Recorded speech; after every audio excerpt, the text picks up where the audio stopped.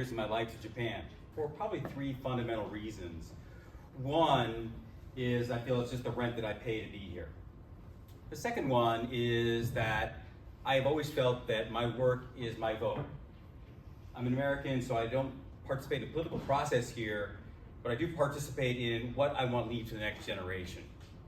I felt my work was a way to do that. The last one is a word that I love in Japanese, ongaishi, to give back. In May of 2011, while we were responding up north to the triple disasters, my 8-month-old daughter was being operated on open heart surgery, and she's okay now. And when she was released, my wife and I always felt, we look back on the days that we hit the lottery. Our daughter's healthy, we're not bankrupt. And so these are really three things that really drive me to be here today. But I want to talk about social impact because this is really something very dear to my heart. And we really need to think about what social impact is. And it's basically doing X, having some Y output, and then measuring what is the impact, Z, right? And in my experience here, there are three fundamental reasons why social impact often fails here in Japan. The first one is lack of resources or lack of data. Child poverty does not exist in Japan. I'll say that again. Child poverty does not exist in Japan. Let me explain to you. Poverty is based on income. What we have here is household poverty. And if you look at the OECD right now, Japan is a member, has to report every year, you'll find this about 15%. In 2013, Bloomberg asked me, what keeps me up at night? An organization I worked for then was providing food to people. I said, do we got the data right about poverty? Meaning, if it's 15%, why do we have high crime, high unemployment, homelessness? All these things that are usually associated with high poverty does not exist here in Japan. And they came back after about 6 months and said, you know what? Based on our data, based on our models, we think the poverty rate is probably closer to 10 to 11%. And the government doesn't have that data. The government doesn't have any data about the number of households that are food insecure. So without that data as a baseline, food banks, Kodomo Shokudo, don't know if they're really making impact on addressing this issue. And part of the reason is that our social problems here in Japan are minor and manageable. Now, for us who are in the sector, in the field, it doesn't feel minor, right? But in the big scope of this country, it is seen as minor. The second one is lack of professionals. There are probably less than 15,000 people employed at NPOs here in Japan. And of those people, there are two basic categories of people that are employed at NPO. There are people in their 20s, fresh out of school, idealistic, want to do something. And generally, when they decide to get married or get a real job, they leave the NPO. The second one are people that are retired, advanced in their career, financially stable, say, I want to give back, I want to do something. And there's nothing wrong with these two categories of people. Nothing at all. However, each one has a blindness to see how things are done, and that is people count outputs, and they mistake outputs for impact. And so, a couple years ago, a gentleman came to me and said, I'm really having a hard time making money for my organization. I said, well, count how many kids have you served in the last 5 years? And his organization, I should explain, was to work with kids in orphanages to get them jobs in high tech. Pretty noble, pretty interesting, right? So I said, how many kids? And he started giving me anecdotes. I said, no. How many kids have you given? He said, I don't know.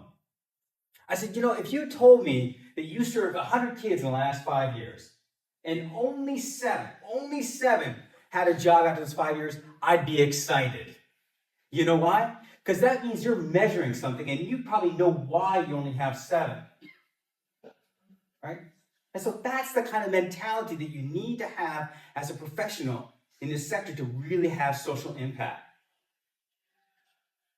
The third one that we lack here in Japan is resources.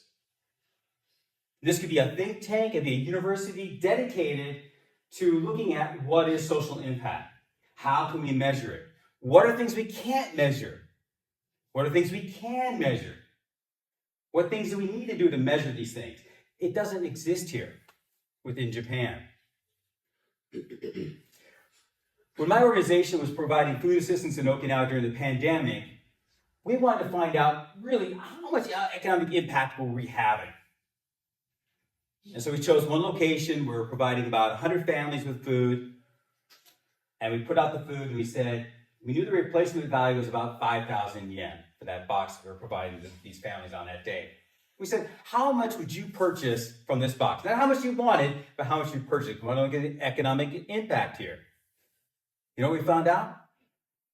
Only 2,500 yen was having an impact. Again, that excites me. You know why? Because I know we can do better. And it gives me information to say we can try harder. What would have been bad is if I'd gone out to my supporters and said, we gave out 500,000 yen worth of food today, which we did. But for the recipient side, the receiver side, it only had a 250,000 yen impact, right? Without that data, we can't make those changes. Now, I presented you three things. You're probably saying, hey, Charles, I can't do anything about that. I can't get good data from the government, get the government to give us good data on children in households with low income. I can't give good data on food insecurity. What we can do is start talking about failures. Not a single NGO or NPO that I know in Japan, and the foundation that I belong to included, or companies will talk about failure. Talk about when they didn't mix their mark. When they didn't do that. But we need to do that if we're going to have social impact. We need to embrace it, not as a thing to say, hey, I'm glad we failed, but hey, I'm learning something. I spent a year working on a project in Okinawa in a food desert. The supermarket there in this part of Okinawa had closed down. And there was nobody nearby that was providing food. And so we took over that supermarket, and we were going to convert it into the first unmanned supermarket, both for full-paying customers and low-income households. Just by chance, we were working with a Swedish company that has these unmanned supermarkets for full-paying customers in their country, in Sweden.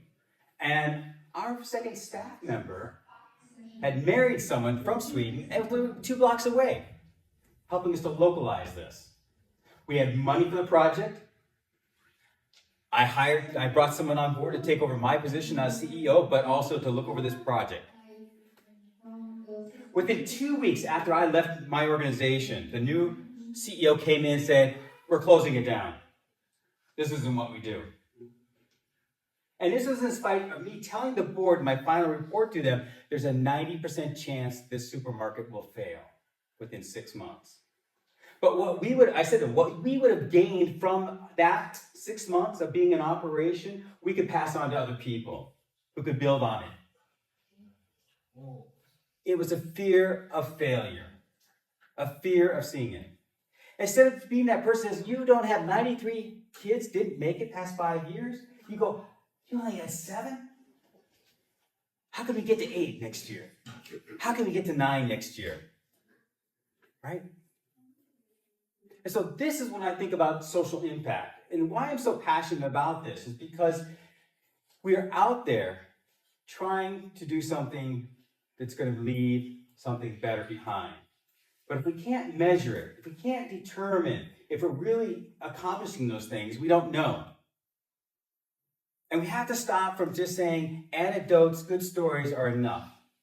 Because the people on the other side expect more from us and need more from us. And the people who want to have an impact want to know, what are you really doing? Are you really having an impact? And if you're not, that's fine. But tell me how you can. Tell me what resources you need. So I said, I've been doing this for over 30 years in Japan. And I will say that money is easy to get. When I teach at university, I tell my students all the time, money is easy to get. What's difficult to get? open minds, social capital, other resources to get on board to do that. And so think about what you may be able to offer and how you may be able to progress the conversation and be willing to ask, where'd you fail? Where'd you miss the mark? And how can I help you move the ball forward? Thank you very much.